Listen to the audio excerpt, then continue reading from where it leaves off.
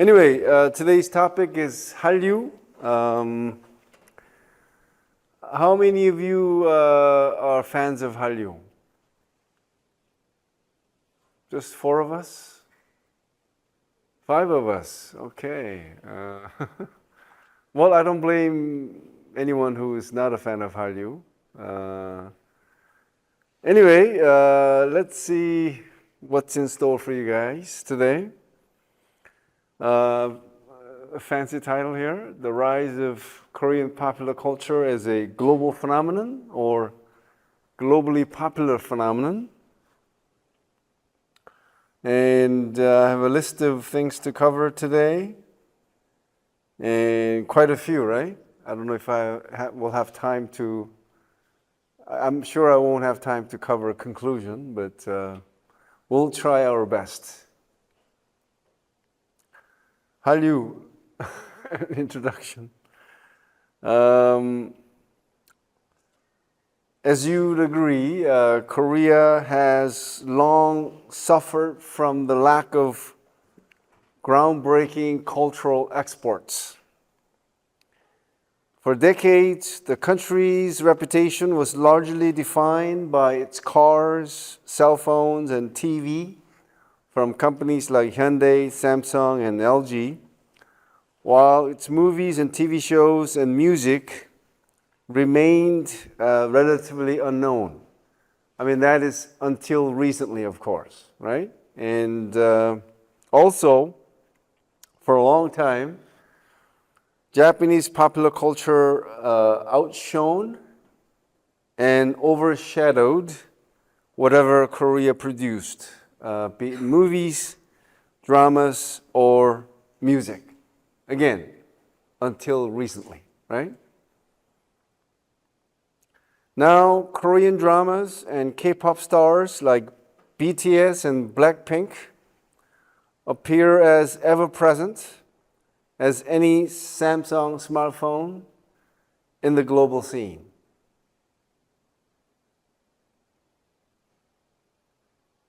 Should I replace Blackpink with New Jeans? And replace BTS with Stray Kids? Is it Stray Kids or Stray Kid? Kids. In the last few years alone, Korea shocked the world with Parasite, the first foreign language film to win the Best Picture Award at the 2019 Academy Awards in the 92-year history of the award. More recently, Squid Game became a global sensation when it became Netflix's most watched series of all time. Can anyone confirm whether this is still true?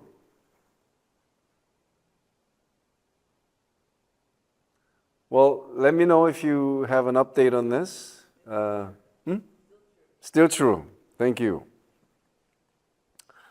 South Korea's cultural output is still tiny compared with key exports like semiconductors, but it has given the country the sort of influence that can be hard to measure. The question is, what is Hallyu? What have been the impacts of Hallyu on Korea and beyond? What are the factors which make the Korean wave a globally popular phenomenon? What are the implications of Hallyu on cultural diplomacy and soft power? Do you think, well, I'll not give you too much hints now. Anyway, what is Hallyu? Well, I meant to ask you this. Can anyone define what Hallyu is? Or the Korean wave?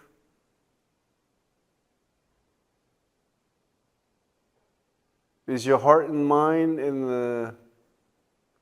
the square outside for the festival? I think that's kind of an example of this. This K-pop artist out there. So it does relate. Okay. Anyway, it's very simple definition, right? I think you could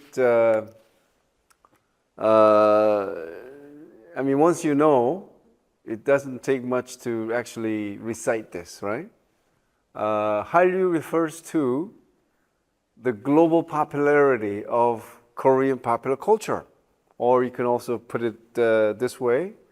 Hallyu refers to the rise in the popularity of Korean popular culture in many parts of the world. Well, something like that, right?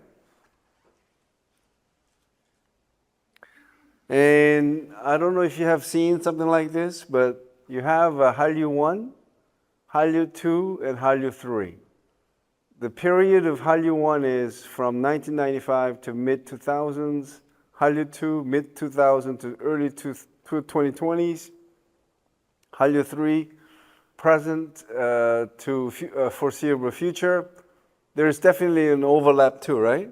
So even with the focus, just because we're at Hallyu 2 does not mean K-dramas is excluded, okay? It could be both K-dramas and K-pop being popular under Hallyu 2, but K-pop being simply more popular, okay? And also under Hallyu 3, this K lifestyle is in addition to K-dramas and K-pop, okay? So examples are also different, but anyway, keep in mind that there's definitely a lot of overlap, okay? Hallyu was first driven by the spread of K-dramas across Asia in the first decade of the 21st century, but has evolved from a regional trend into an influential global phenomenon today. Korea is now one of the world's leading exporters of popular culture, along with the US, England, Germany, France, and Japan. American political scientist Joseph Nye interprets the Korean wave as, quote, the growing popularity of all things Korean, from fashion and film to music and cuisine, unquote. Agreeable? Indeed, Hallyu now encompasses the popularity of other Korean cultural products such as online games, animation, fashion, food.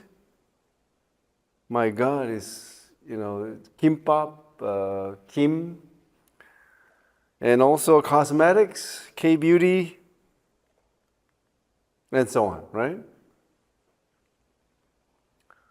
The prominent British weekly news magazine, The Economist, thus called Korean pop culture, quote, Asia's foremost trendsetter, unquote. Agreeable?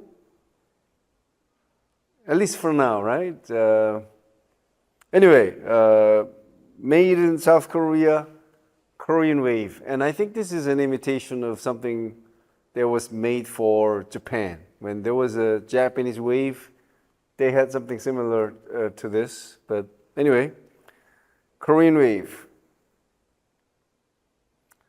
Okay, turning to, again, I showed you that table with Hallyu 1 to 3, but let's go back to Hallyu 1, K-dramas.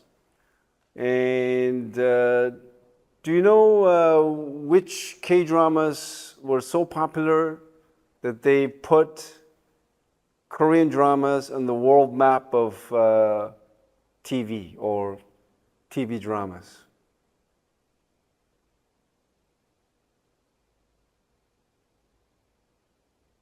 Yeah. That's after. So this goes back to like 20 years back. I mean, these two that I'm talking about, they were really, really, really popular. More popular than the one that you mentioned. What was the title again? Boys Over Flowers. Yes. Yeah. Yes, Winter Sonata. What's the other one that I'm waiting to hear? So like, again, like 20 years ago.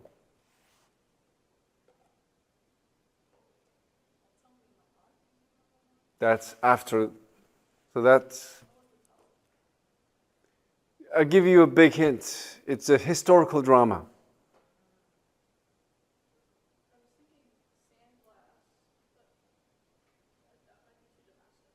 Okay. No. Thank you. Good try. Well, this is what I'm talking about. Winter Sonata, made in 2002. And just like a year or two later came Jewel in the Palace. These two, I don't think, well, maybe Squid Games comes close to this. Okay? I mean, that's how popular these two dramas were back 20 years ago. Okay? I mean, just so many people in many parts of Asia just went crazy over these two dramas. Okay? And this is when people outside Korea took notice of Korean dramas. And from the popularity of these two dramas came other dramas that you just mentioned about. Okay? So just to give you a sense of how popular this particular drama was, it was at the time the highest rated TV drama in Korea before being exported to 91 countries across the world. And believe it or not, in Iran, when it aired between 2006 and 2007, it had a viewer rating of 86%. Do you know any show back home in your country? Any show, anything, that had a viewer rating even 50%, right? Well, we're talking about 86%, which means 86% of the television that was turned on when this was airing was tuned into that particular drama. Just simply amazing. Okay? Today, Korea is one of the world's top exporters of TV dramas. Before I show you, do you know which country exports the largest number of dramas? You see, the reason I ask you this is this. Look up the definition of drama. Drama includes not only soap operas, but it also includes dramas like CSI. You get a hint? So the number one exporter is USA by far. Okay? So top 5 are these: US, UK, Korea, Spain, and Argentina. Okay?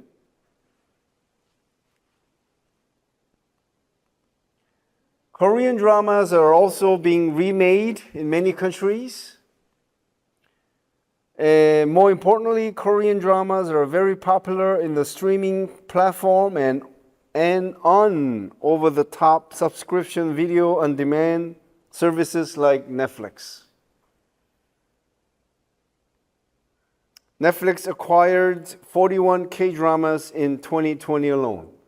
And of course, you cannot say that every K-drama on Netflix is good.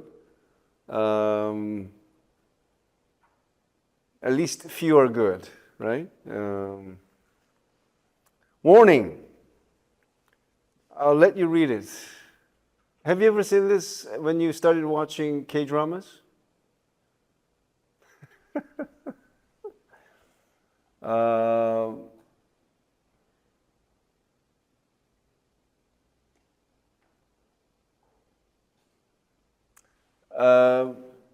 Can you name any drama that sort of this particular warning applies to?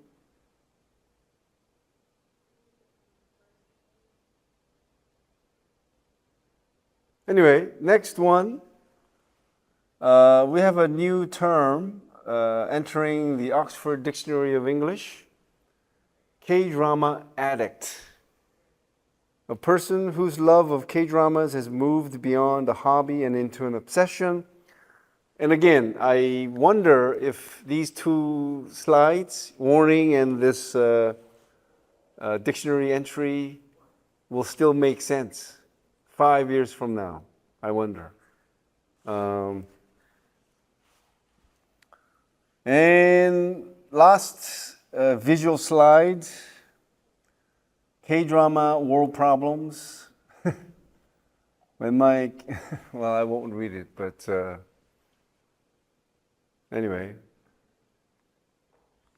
All right, Hallyu 2. This is where BTS and your favorite idol band is mentioned. Hallyu 2 K-pop. Korean wave began with television dramas, but the most popular form of Hallyu today is K-pop. Since the mid-2000s, the K-pop music market has experienced double-digit growth rates every year. In 2021, K-pop exports totaled nearly $1 billion, prompting Time magazine to claim that it is South Korea's greatest export. Bigger than Samsung phone, bigger than LG refrigerator, and bigger than Hyundai cars.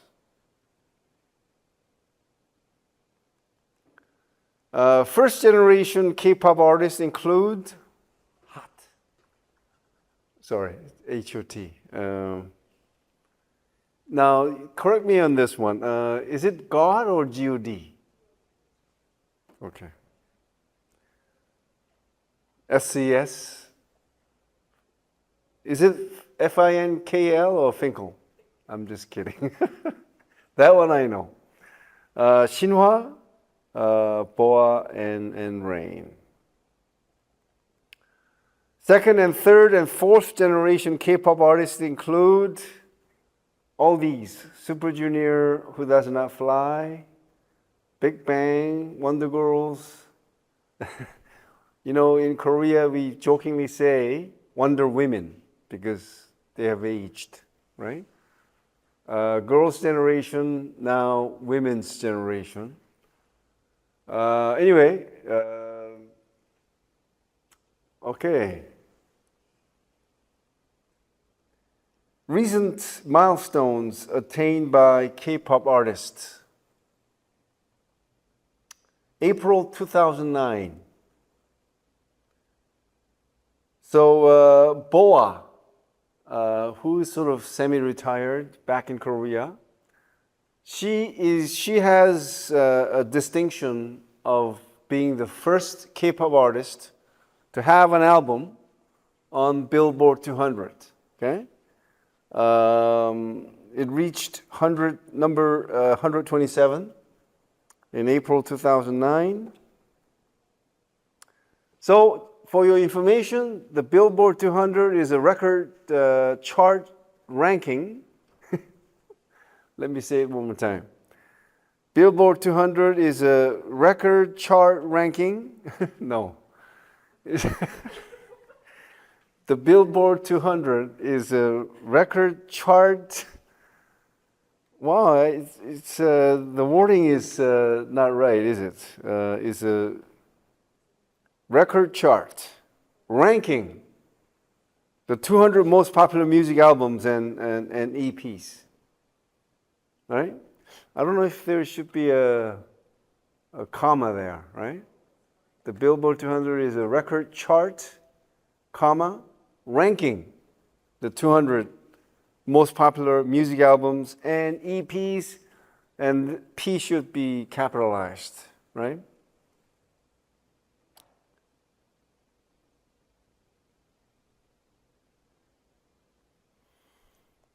December 21st, 2012.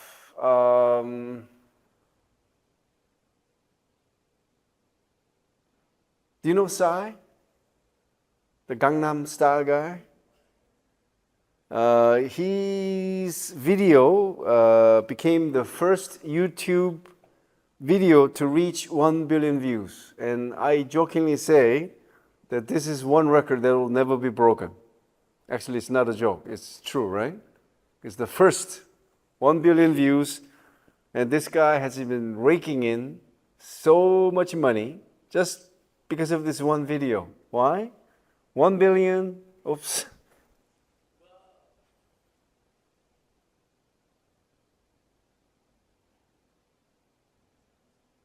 If you could catch his concert, try to do so.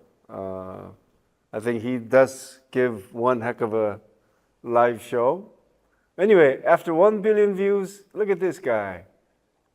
3rd billion, 4th billion, 5th billion, and counting, right? And I think that is worth millions of dollars, if not more, okay?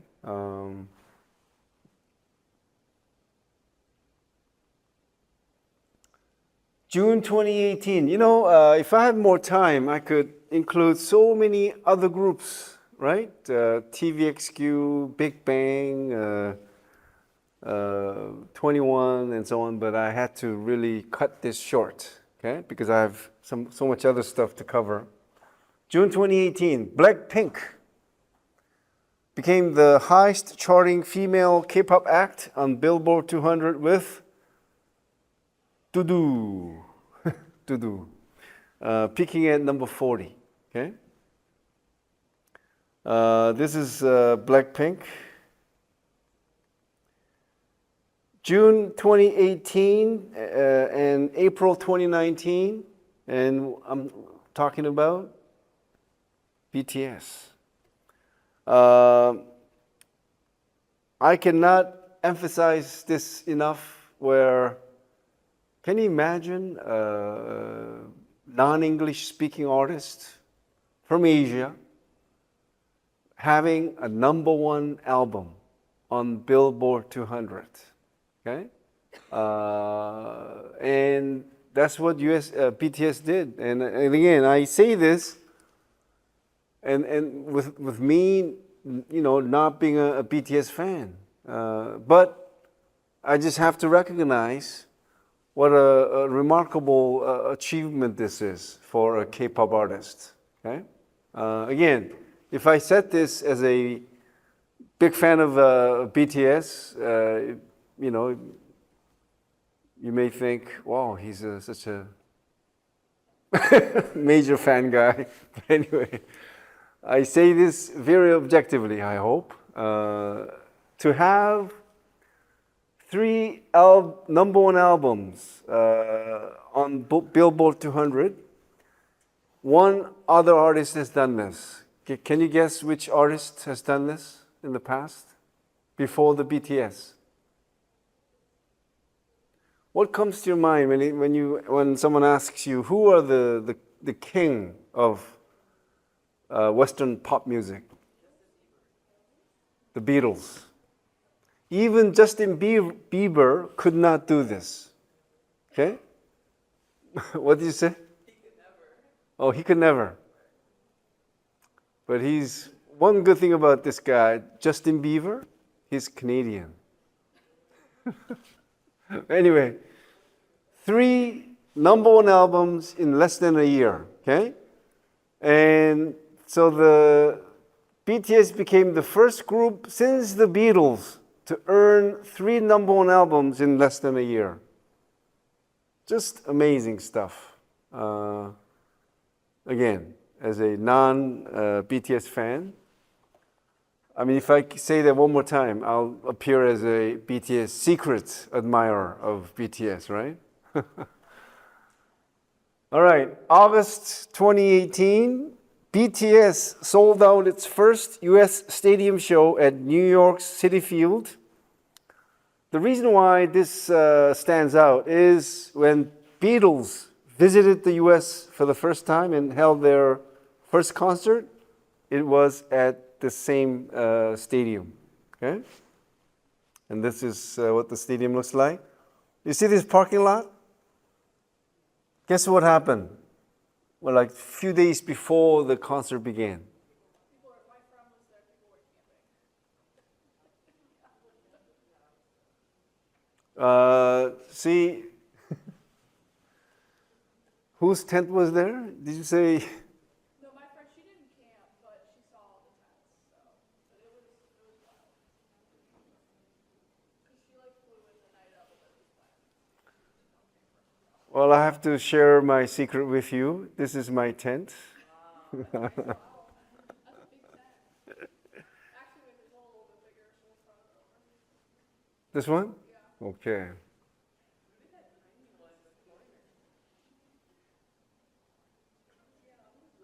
That's my son's tent.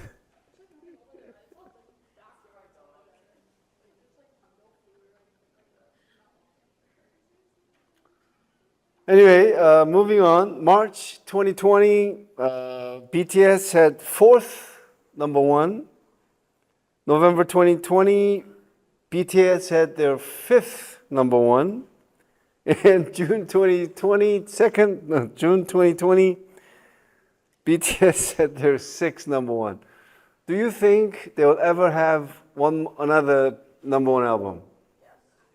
No. Because when they get out of the army, they'll be in their mid-30s. And I think a lot of BTS fans will be turned off by their age. So, I'm just... they're all waiting for the next tour to be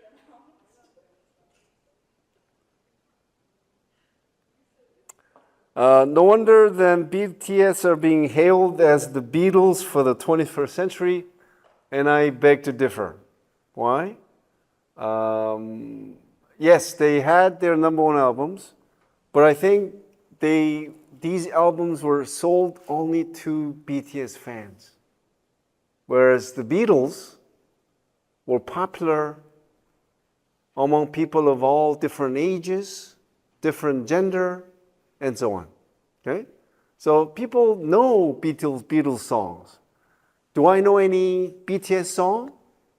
Sorry, not a single song. Not a single one, except Prove Yourself.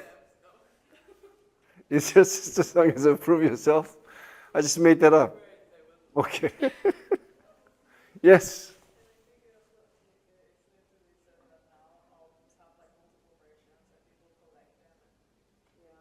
Yes, yes. So fans, it's called bulk buying, right? They just buy to prove their loyalty, right? All right. So BTS has been, at least until they were in hiatus, the world's hottest and the biggest performing artist. For your visual pleasure, that's the BTS in their late 20s.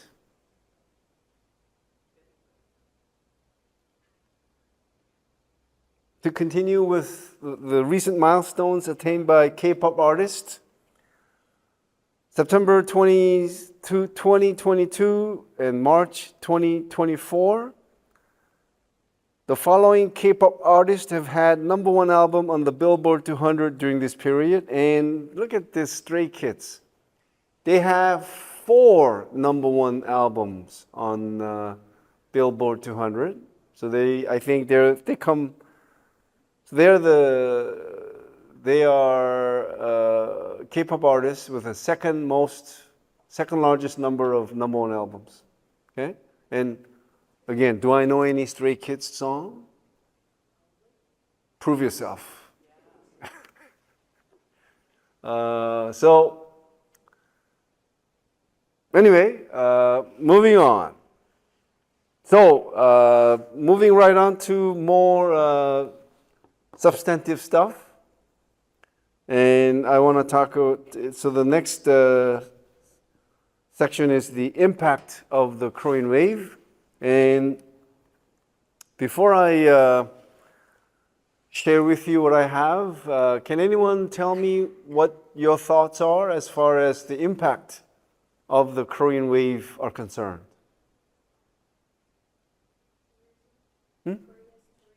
Okay, so increase in tourism to Korea. Very good. What else? I think you could at least guess one more. Sales of? Okay, sales of Korean produced goods, particularly what? Name two. Obviously, you're not into Korean cosmetics, are you? As I am. So, cosmetics, and second, Korean foods, like ramyeon. It's just selling like crazy all over the world now, right? And kim. Do you know what kim is? Seaweed is a derogatory term, as you may know, right? Who invented that term? Seaweed. Westerners. They berated seaweed because they don't eat seaweed. Asians do, not all Asians, but some Asians, and they thought of it as weed-like, right?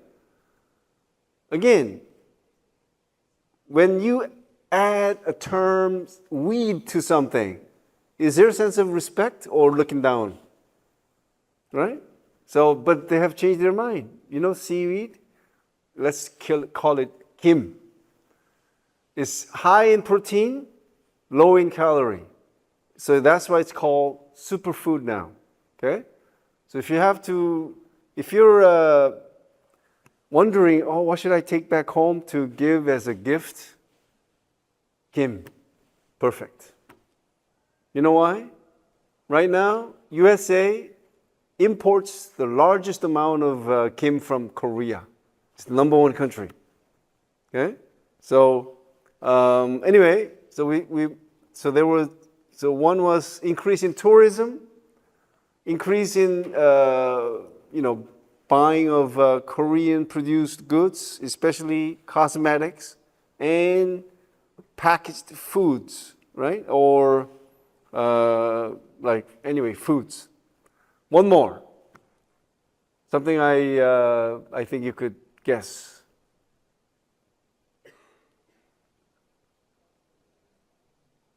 I'll give you a hint. Think about yourself. Migration.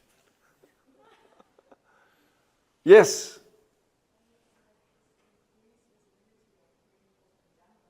Increase in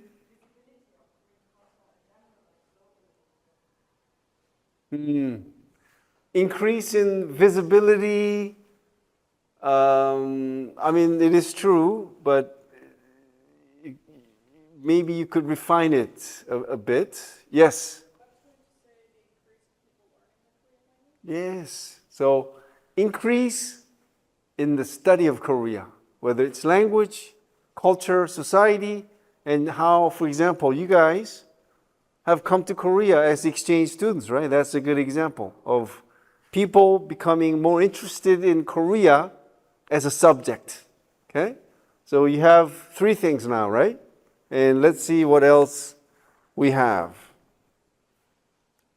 First is increase in exports of Korean media cultural content. It totaled over $12.5 billion in 2021, jumping nearly 20 times from 2003. 20 times, right?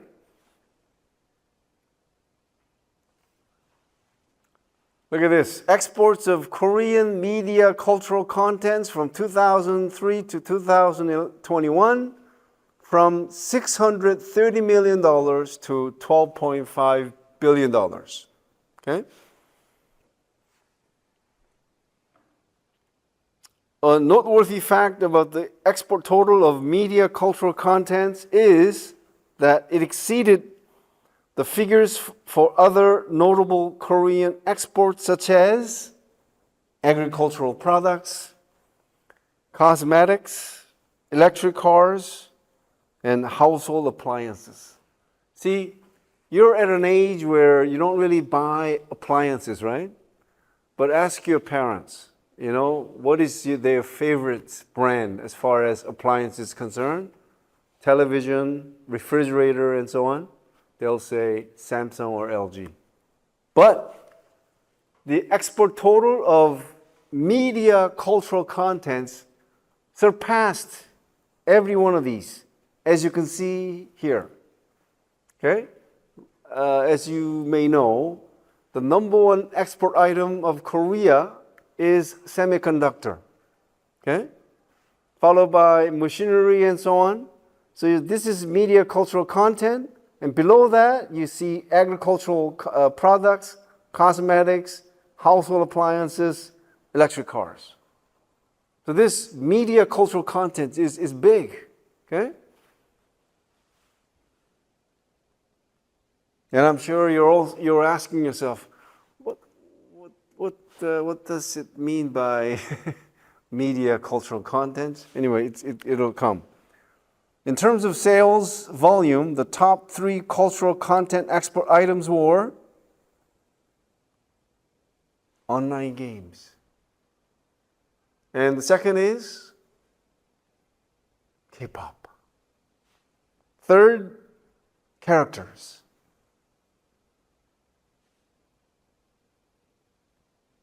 So here we go. This is everything included under media cultural contents.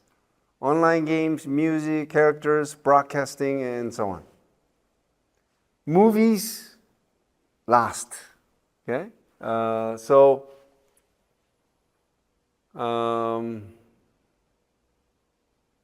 Yeah, we have some ways to go to make Korean movies more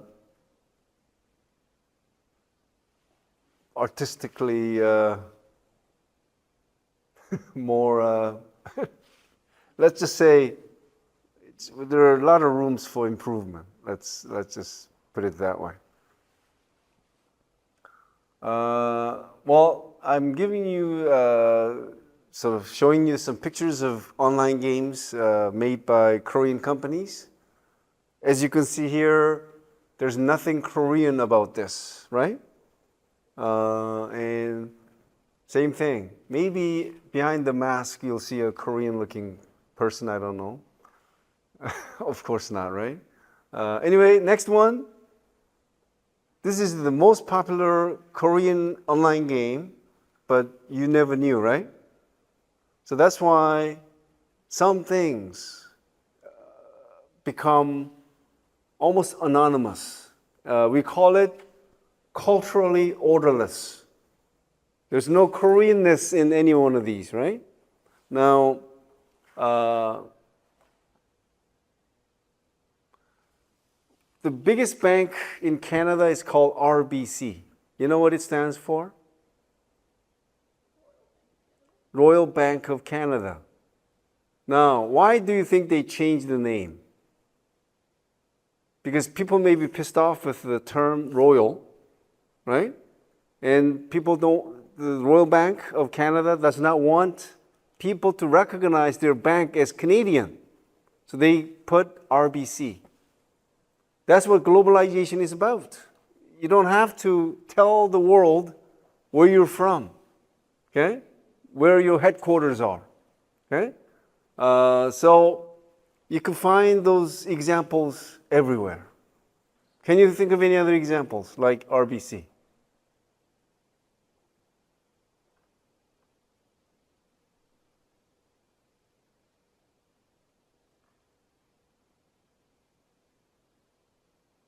Anyway, moving on. This is a table showing how USA is simply the number one in every one of these genres. Just killing the rest of the field, right? It's just number one by far. Whether it's, well, maybe games, not like far out number one, but look at movies, right? Number 2 is Japan, but the Japanese movie market is only like 1/5 of the US. Music, 1/3 of American, so on, and broadcasting. Not even close, right? So why do you think USA is so powerful when it comes to popular culture? This is $1 million question. And especially American students, did you ever think why and how USA became such a dominant super powerhouse as far as popular culture is concerned?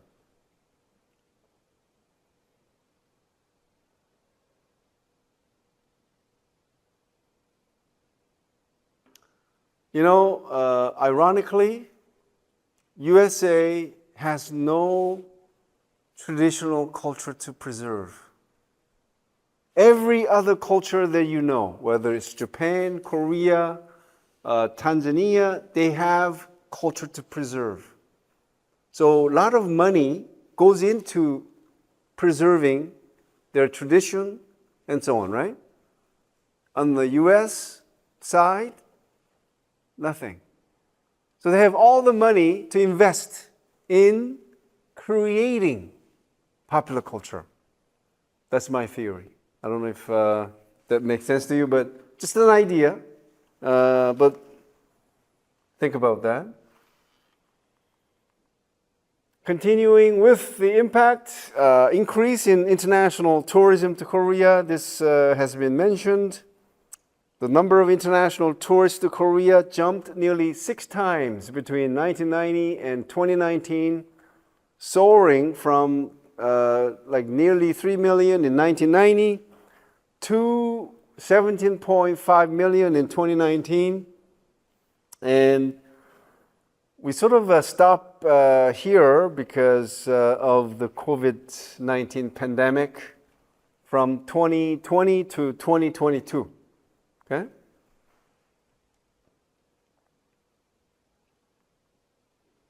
So this is a figure. So nearly 3 million to over 17 million as of 2019. As of 2016, Korea is the world's 20th most visited country by international tourists. And just for fun, right? Which country had the largest number of international tourists in 2016? And I'm sure it's still the same. Which country do you think receives the largest number of tourists? France. France. Is everyone in agreement? France? Yes.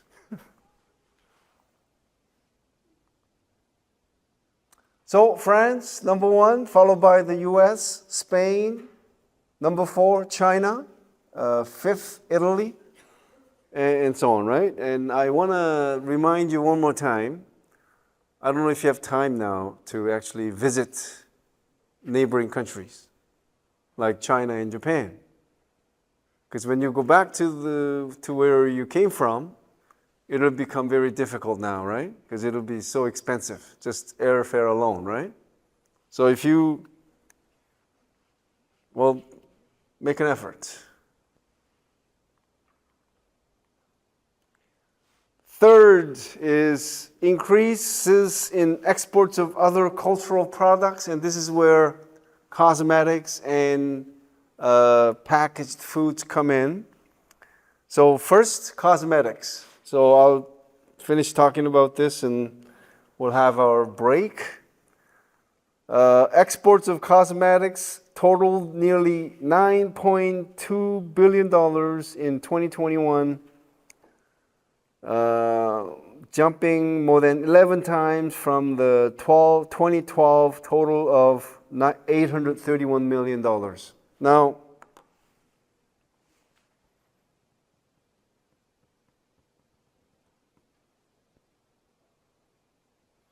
you guys find this redundant? Like, who cares? Kind of. No. I'm serious as to when you hear someone like me like highlighting this, right? Because for me, this is a big deal. Why? Because nobody gave a care about Korean cosmetics. But now, people buy it thinking it's a good, cosmetic product. Again, if Korean cosmetics have been appreciated from a long time ago, for me to mention this would be really redundant, right? But again, this is all happening for the first time. Okay? And the effort is being made to make this link, right? That it's popular because of Hallyu. Okay, that's the idea, right? So, I don't know if you are aware that these are Korean brands. Okay, they include all of these. Wow, SUM. Is it SUM 37? Laneige, Solhasu, Innisfree, Itude House. Anyway, in terms of cosmetics export total, Korea was ranked 3rd in the world. Can you believe this? Who would have guessed that Korea, number 3 in the world? In the top 2 exporting countries as far as cosmetics are concerned are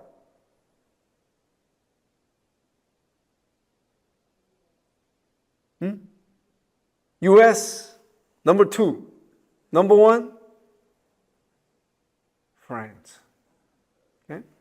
So I'm sure you could tell that these brands are well known, right? Chanel.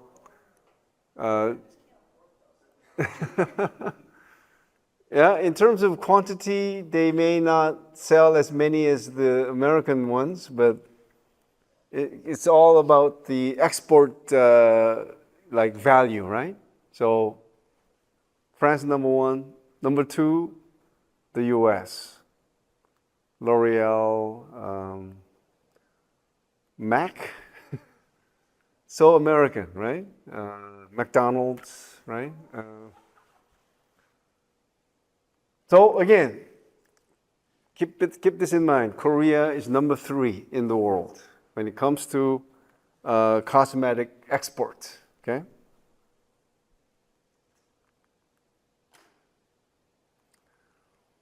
Okay, so we're talking about how Hallyu has helped Korean cultural products to be selling at a much higher volume, and one was cosmetics.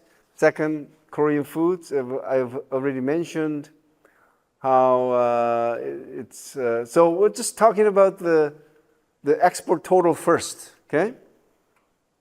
So last year there was a total of $12 billion in sales of Korean foods, and Korean foods include, of course, not only ramen and also what? Kimchi. Kim, right? And so on, right?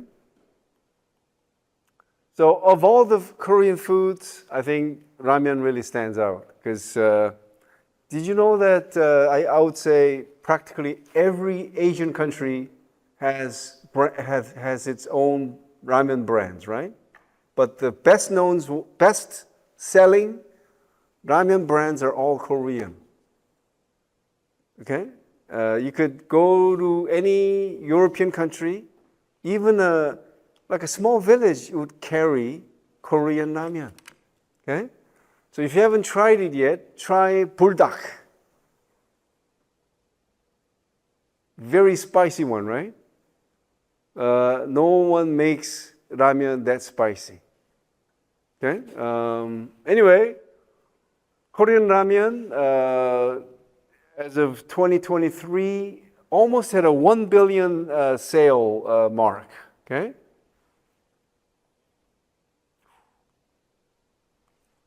From a mere $157 million worth of ramen sale to almost $1 billion sale. Okay? So it is safe to say that the whole world is going crazy over Korean ramen, especially buldak. There's my French for you. Top importer of Korean ramen is China number 1, US number 2, number 3 Japan, number 4 Taiwan, number 5 Thailand. Okay?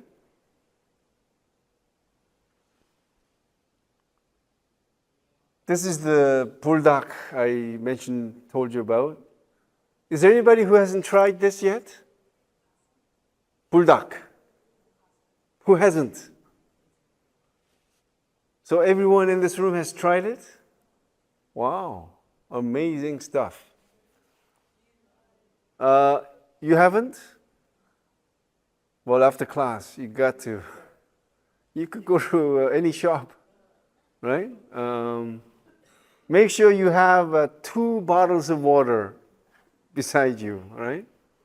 Anyway, our love for ramen is also indicated by how any convenience store has a really big display of these ramen, right? And if you go to a supermarket, just whole row of ramen, right? And so many different brands and so on.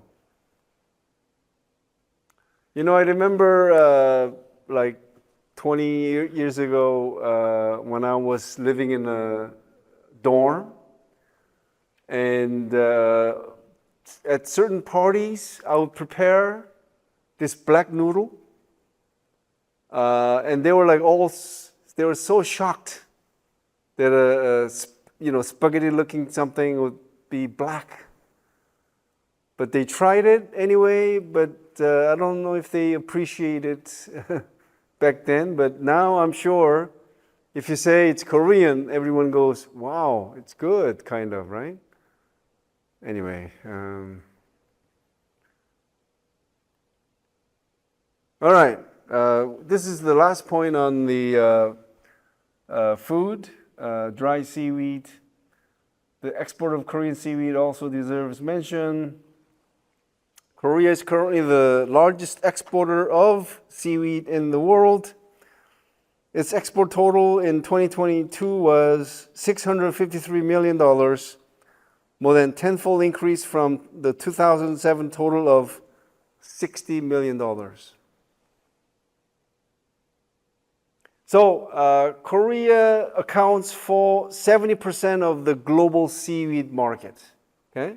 Again, I'm now feeling uncomfortable using the term seaweed because, again, it's not right.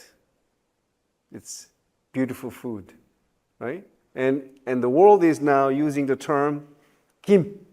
It's a Korean term, kim, okay? G-I-M. And so which country is the largest importer of Korean kim? USA, Japan, China, Thailand, Russia. Even Russians are eating kim. Okay? Do you remember the term I introduced to you? Societies lexicalize terms, right? So lexicalize is sometimes mostly used positively. But lexicalization is sometimes used negatively, and a good example is seaweed, okay, by Westerners. They wanted to make what Asians eat in a derogatory way, so they say, oh, it's seaweed. How could they eat that, kind of, right? But again, everything has changed. So this is the kind of, the seaweed comes in 2 types. One is just dried, no salt, no seasoning. And that's what you use to make kimbap. But they come in small packages. They're seasoned. So if you just have a freshly cooked rice, that's all you need. Nothing else. That's how good it is. So if you haven't tried it yet, try it when you can. Okay? All right? It's 6:11. I'll see you back here at 6:15. Okay, welcome back. We're done with the foods and moving on. So we're talking about the impact of the popularity of Hallyu, right? And so we talked about three, right? One is the increase in the export of media cultural contents. Second one was increase in tourism, not in any particular order. Third was increase in export of other cultural products, including foods. Fourth impact is the formation of more positive image of Korea, right?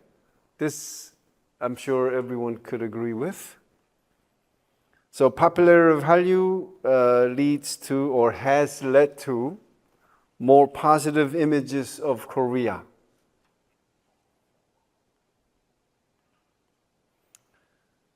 Fifth impact has been that Hallyu has become a source of national pride.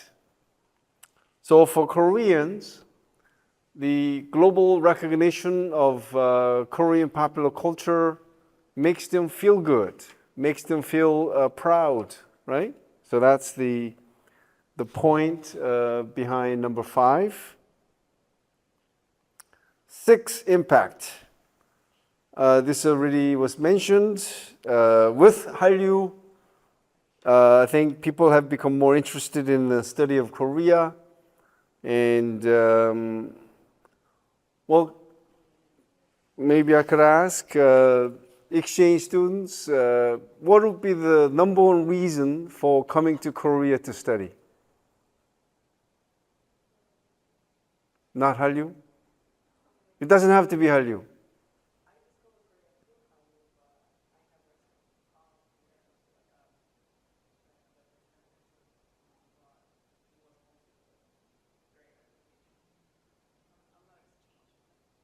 Oh, you're not an exchange student.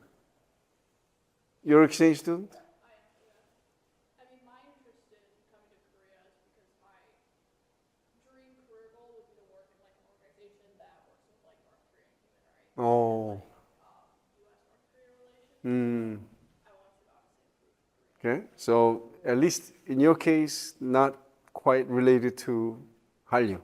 I don't follow much. Okay. I like BTS, but that's about it. All right. Sounds good.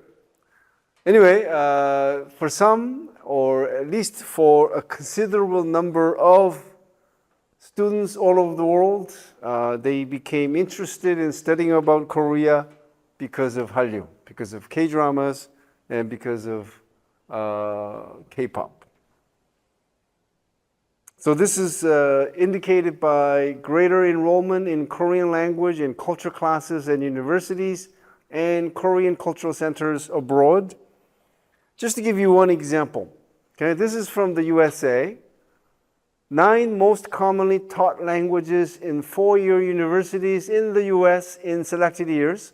So from 1950 to 2021, look where Korean is. Korean is at the bottom, but you know why it stands out? Every other language except Japanese and Korean, and I should not say it's just the Korean or Japanese, but at least in terms of the increase, right? From 1958 to 2021, there have been 6. To say the increase has jumped 639 times. Is that how it works? Anyway, you can see the number here, right? 63,957% increase. And that's the highest by far. Okay? So the interest in the study of Korean language, at least, has jumped remarkably, right? between 1958 and 2021.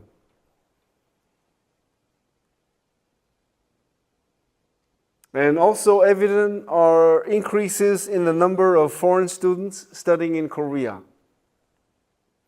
The total jump from some 83,000 in 2010 to 166,892 as of April 2022.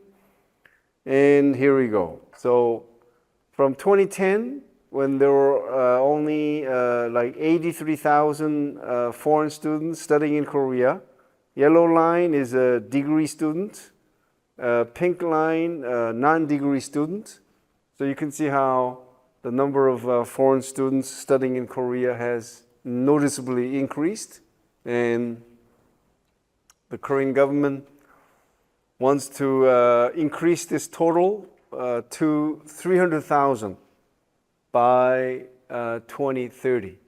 Okay, so I don't know if the government can plan this kind of thing, but what the government can do is to make admission for foreign students easier, and maybe even provide certain financial incentives by making the tuition fee cheaper for foreign students, for example, right?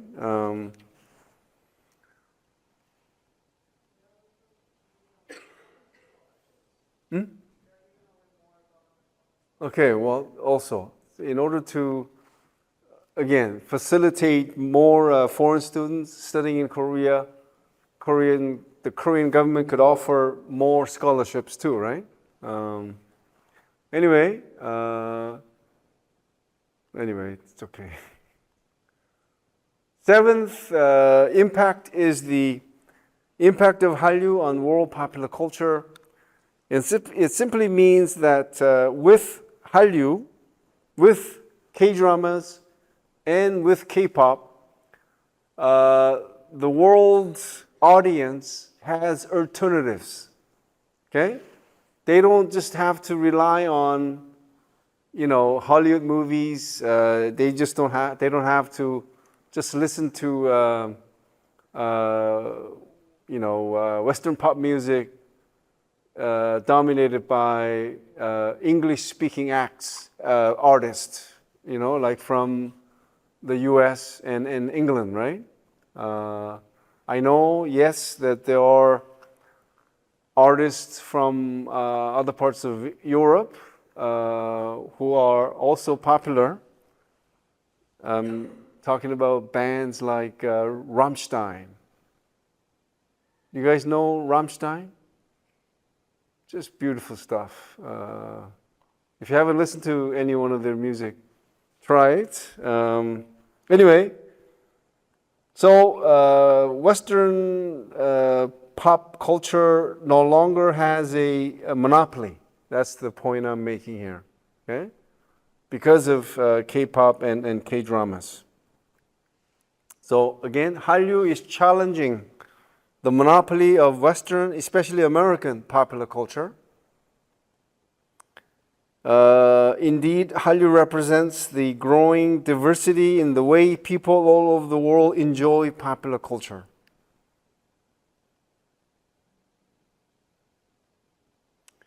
K-pop, K-dramas, and K-movies represent forms of popular culture which are unique and are different from the Western model.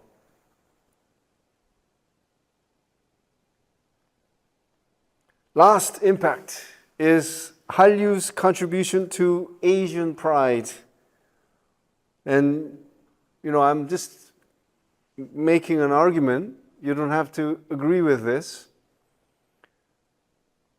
Is it possible that with K-pop and K-dramas, when you like BTS, when you like Blackpink, when you like New Jeans, Stray Kids, and you have these artists as your idol,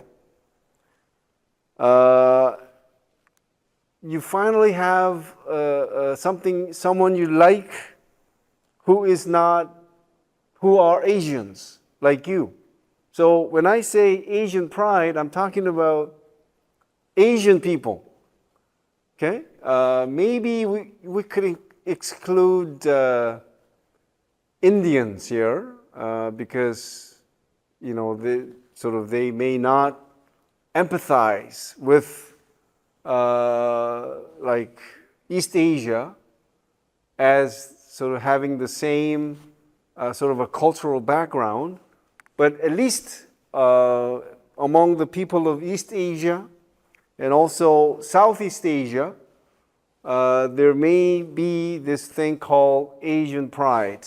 Okay, so with K-dramas and K-pop, you have all of these elements of Asia being showcased, right? So K-dramas show Korean or Asian stories, and so with the K-pop, K-dramas boom in popularity all over the world, Asians, their histories and stories finally have a spotlight in the eyes of the global public. So things Asian are being more accepted and recognized all over the world. So it's cool to be an Asian is the idea. Again, it's an argument, and you could agree or disagree. Okay. And I have a whole bunch of negative impact of Hallyu. In the interest of time, I'm not going to talk about this. But before I move on, do you know of any negative impact of Hallyu?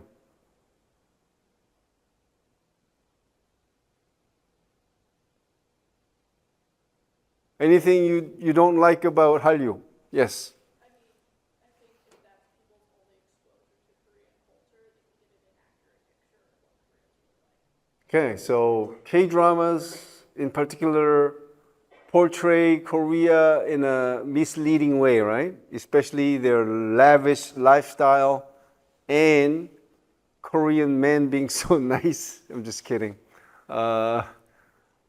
Okay, so that's definitely one. What else? Yes.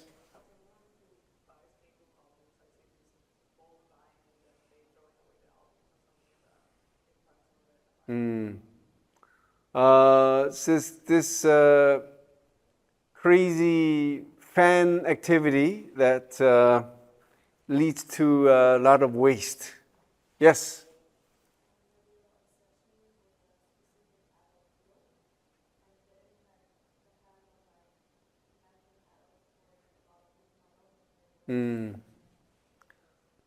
So people becoming obsessed with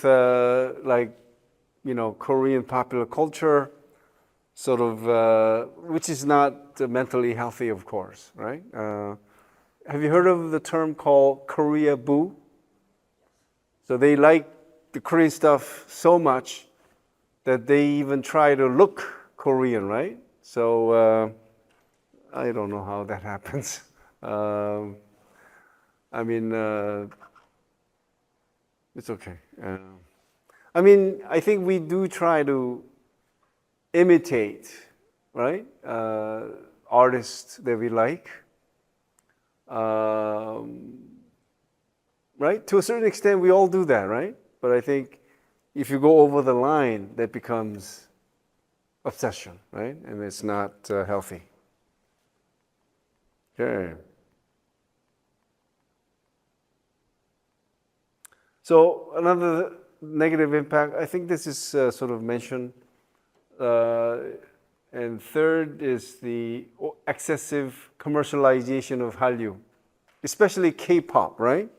Because with K-pop, is there a sort of a sense of progress in K-pop music? Or is it, so K-pop that was produced 13 years ago and you listen to K-pop today, is there any major difference in sound?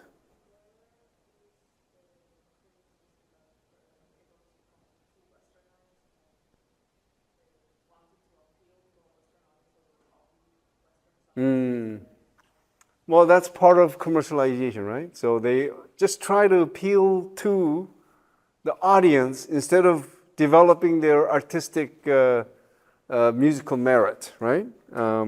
Anyway, so this Korea Boo. All right. Sort of a last part, or second last, is factors for the success of Hallyu. And can anyone mention what the factors are for the success of Hallyu?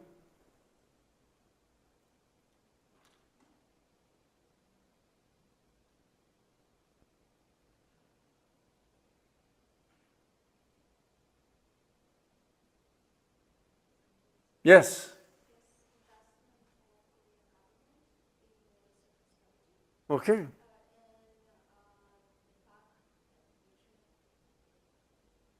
Okay, so two factors have been mentioned. The technology factor, which is the internet, and the first factor that she mentioned was policy factor, and that refers to the role of the government, right? So I'll give you more details about those a little bit later. Anything else? Yes.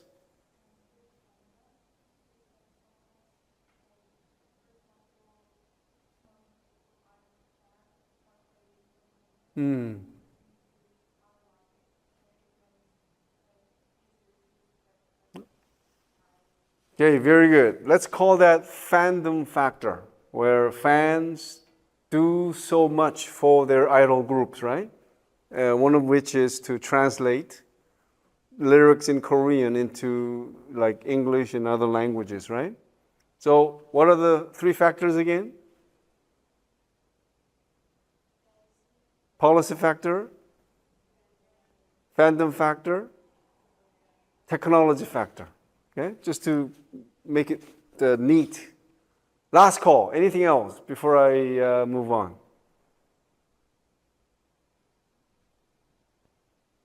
Well, I think if we go by these factor thing, like, you know, policy factor, fandom factor,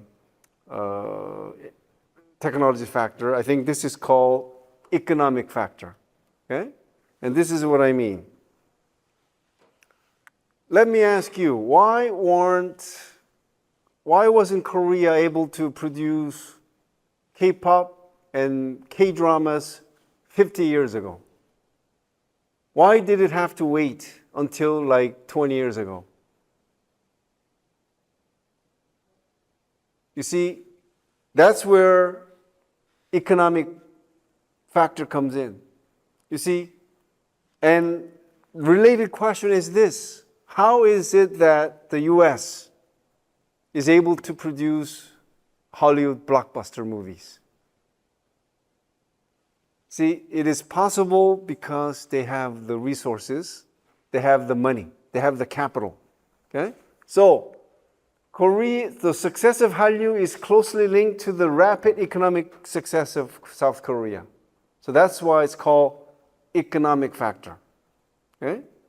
So Korea could not do this 50 years ago because Korea did not have financial resources, because it was poor. It was a developing country. So it didn't have money to produce these stylish, sophisticated, popular cultural products. Okay? So that's one, okay? Economic factor, okay? You need money. Country needs to be wealthy to produce stylish, sophisticated, popular cultural products. That's one, okay? Number two, it's called soft power. And I will not be able to give you a full sense of what soft power is. And what do you do if I don't fully convey all the necessary ideas to you? What do? You look it up. Okay? Make sure you look this up for the goodness of your final exam. Okay? Look it up. All right? Soft power And soft power refers to the intangible power exercised by a country through its positive image, rather than a hard force such as military or economic power. Let me ask you this. When you just, without naming a country, do you think developing countries have soft power, or developed countries have soft power? Which is the case? Which appear more attractive to you? Developing countries or developed countries? Developed. That's what soft power is. Okay? And it follows this. A country's positive image, hence soft power, most often derives from its economic power. Okay? I don't think I could put it any better. Okay? A country's positive image, hence soft power, derives most often from its economic power. So there is this direct correlation between the economic strength of a nation and the outreach of its culture. Okay? Why is it that, for example, English has become a universal lingua franca? That's because the US and the English-speaking countries have become a dominant economic power. Okay? Did you know that 1/5 of the world economy is dominated by the USA? USA GDP accounts for 1/5 of the world total. Okay? That's why,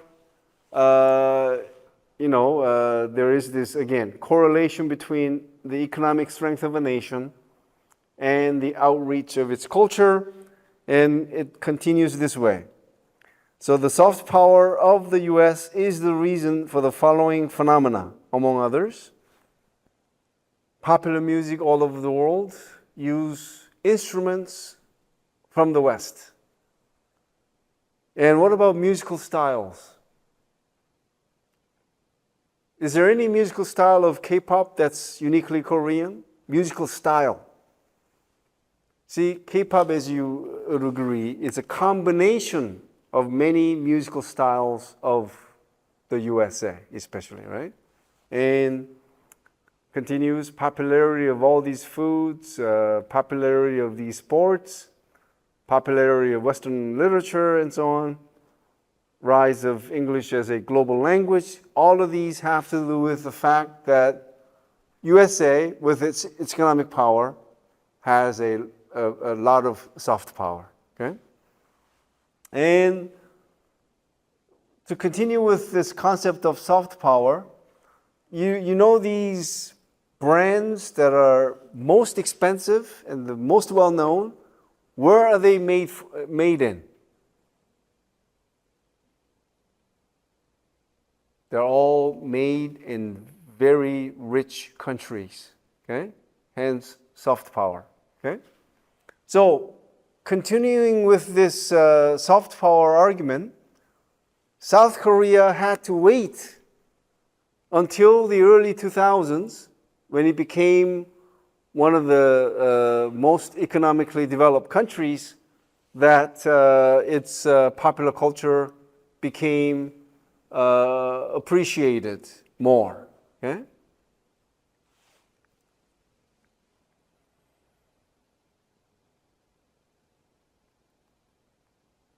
Third factor is something already mentioned, technological factor.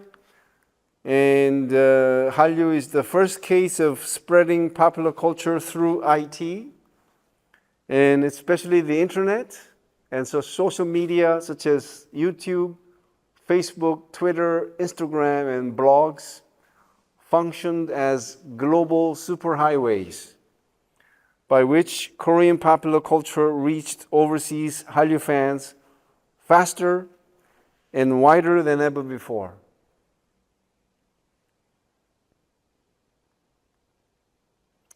Streaming services did the same for K-dramas.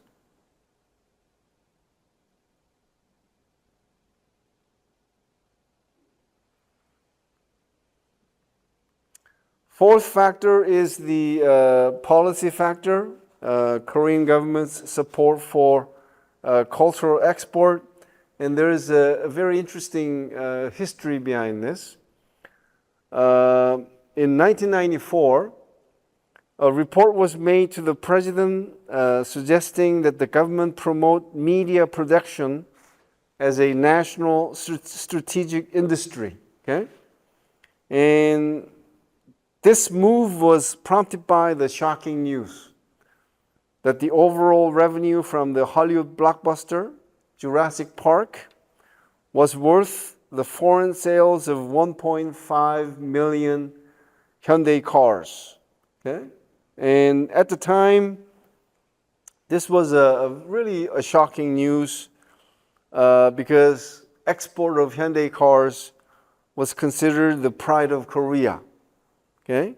And this was achieved through the sweat and blood of so many Korean workers, and yet Hollywood studio achieved what Korea achieved with so many people working so hard with just this creative effort, right?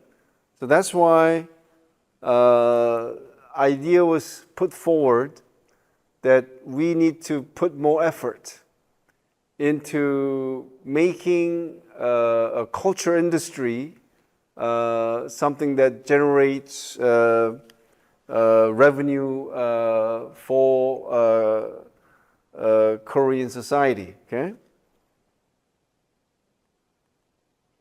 So from that chance, but momentous beginning, the Korean government has come to believe that an increased interest in Korean popular culture abroad can benefit the country's export sector. The growing popularity of Korean pop culture can also improve its image and reputation, hence increase its soft power.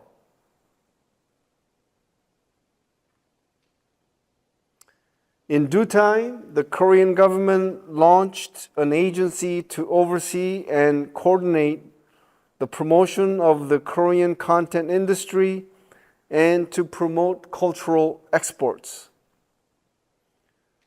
So the Center for Promotion of Cultural Industry was established in 2000, and this was reestablished as the Korea Creative Content Agency, or Kuocw, in 2009.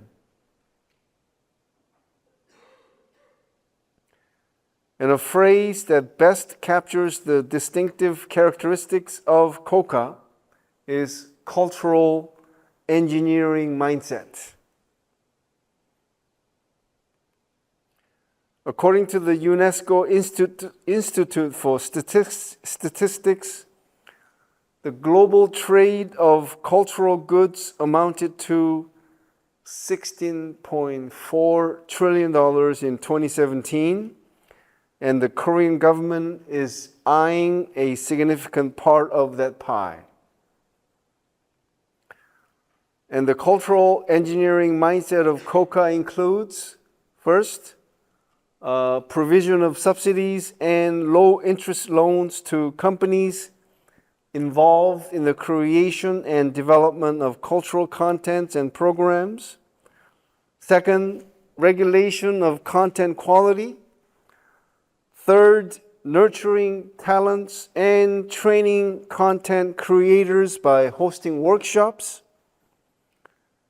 And fourth, provision of support for expansion into overseas market through all of these. So I'll give you maybe a few seconds to read it without me actually reading it for you.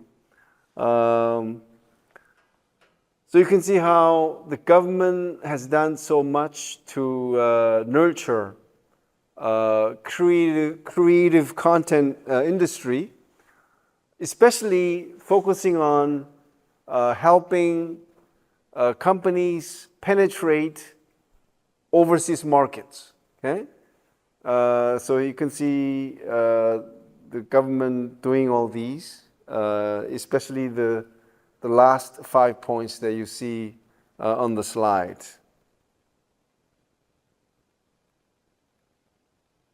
Okay, the second last factor that so this was not really mentioned, strategic factor, and it's the role of K-pop entertainment agencies. So if we go by the factor scheme, you have an economic factor, fandom factor, technology factor, policy factor, and now strategy factor, right? And this is where we get to talk about the role of K-pop entertainment agencies.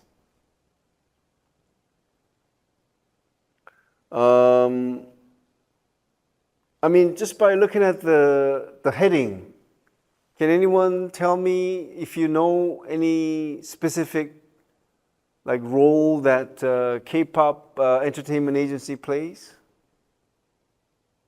How does it do things that are different from, let's say, entertainment firm, let's say in the USA? Yeah. Mm.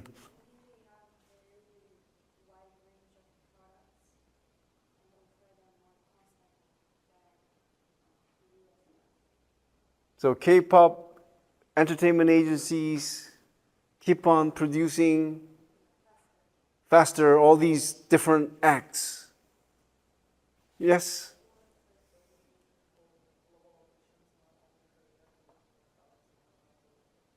And they hold global auditions to recruit trainees. Okay? Those are all valid points, and here we go. What K-pop entertainment agencies do or are expert at is what is called polished packaging. Okay? They produce top-notch products because they train the artist, produce and promote their music, and manage them. Okay? I think more than, let's say, what American entertainment agencies do. Okay? It's almost like pampering them, right? And so a common characteristic of these entertainment companies is that they operate as an entertainment conglomerate, replete with several subsidiaries, each of which typically manages K-pop artists of their own. You know, for example, New Jeans, which had some issue with its mothership company called Hybe. So New Jeans is a product of a subsidiary called Adore, for example, right? So Hybe, for example, has many subsidiaries, and each one of these subsidiaries has few acts of its own, right? Anyway, so these entertainment agencies sort of acting like a conglomerate mean that they manage under one roof everything you see here. Okay? Again, this is very unique. I don't think this happens with an entertainment company in the West, for example. Okay?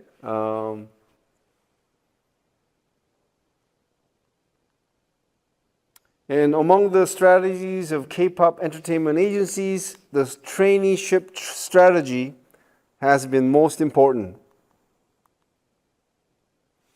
So you're familiar with what the trainees are subjected to, right? They are recruited, and they are subjected to rigorous training in singing, dancing, and also foreign language. and they live together in most often cases, right? And they're super managed, so they really don't have their own sort of freedom in a way, right? They're again, they're on the close surveillance of their managers and so on, right?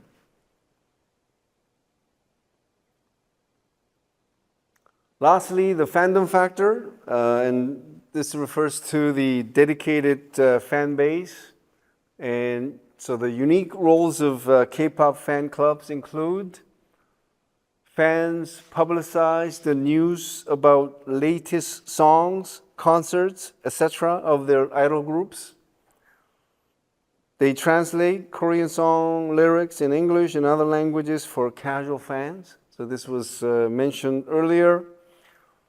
And bulk buying, fans loyally and blindly buy their idol group's CD and other merchandises, sometimes in multitudes, if not often.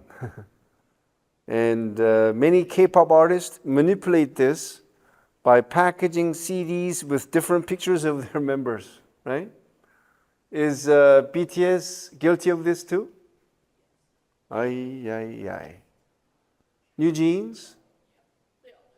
Blackpink? Oh my God.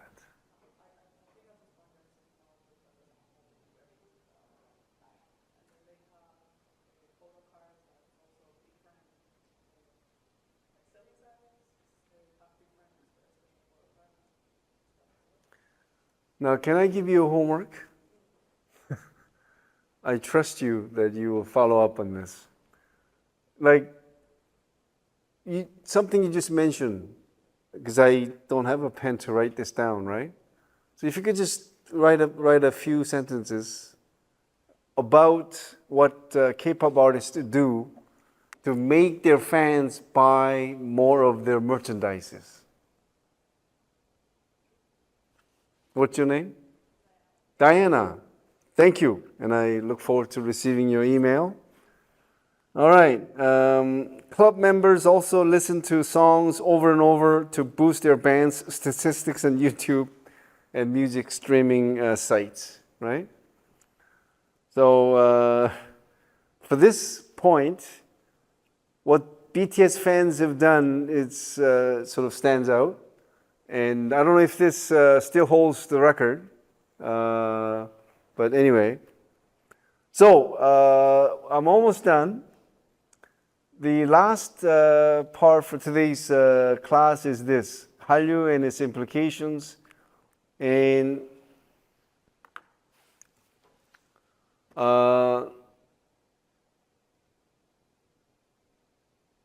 this is only for students who are here, right? If those questions are on your final exam, you should be able to say a few words about each one of them. Okay? I mean, we don't have time to discuss this in detail now, but if they are on the final exam, you should be able to mention something about, what you think is the future of Hallyu.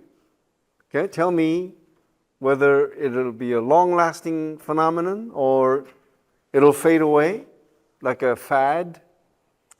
Can the success of Hallyu be duplicated elsewhere? For example, can Hallyu, something like Hallyu, so let's say in Thailand, can they try to duplicate Hallyu? Yes or no? Why? Right? And here, culturally odorless and local cultural fragrance. I'm not going to say anything. So what do? You look it up. Okay? And try to connect the dots. And never mind this one. Okay? But can Hallyu be a force of soft power? I think that would be a good and a rather a difficult question to answer. But if you don't prepare for it, you will be disadvantaged, right? So do your homework, all right? Okay. Thank you. And I'll see you next week.